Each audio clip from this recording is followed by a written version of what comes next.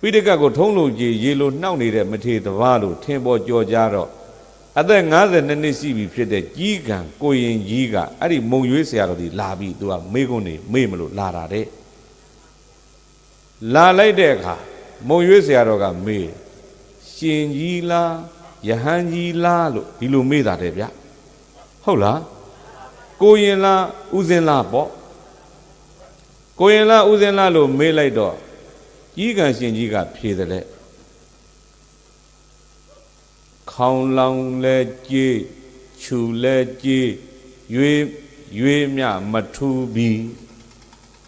တော်ကောင်းနေဖယားမှာချိတ်ထားတဲ့ခေါင်းလောင်ကြီးကဘာနဲ့လှုပ်တာနွားလည်းပဲမှာဆွဲထားတဲ့ခြူလေးတွေလည်းဘာနဲ့လှုပ်တာခေါင်းလောင်လဲကြေးခြူလဲကြေးရွေးမြမထူပြီးရဟန်းခိုင်လဲသီလနဲ့ကိုရင်လဲသီလနဲ့နိဗ္ဗာန်ရောက်ရင်တူတူပဲ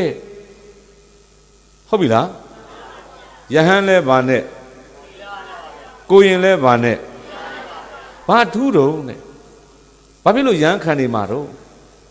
ယဟန်ခံစရာမလိုဘူးတဲ့သီလကလူတိုင်းကိုရင်ရှိလဲကိုရင်ဝတ်ပြီးတော့သီလထိတ်လဲနိဗ္ဗာန်ရောက်မှာပဲ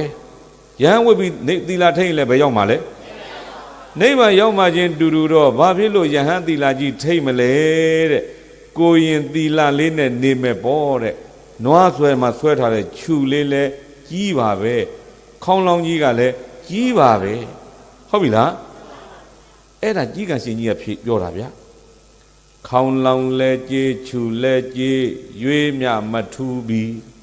ဟုတ်ပြီနော်အဲ့ဒီမှာ16နှစ်နဲ့ပိဋက3ပုံထုံးလို့မှွေထားတဲ့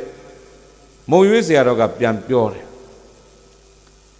ခေါင်းလောင်းနဲ့ခြူကြေးချင်းတူတန်မှုကွဲပါသည်တဲ့ဟော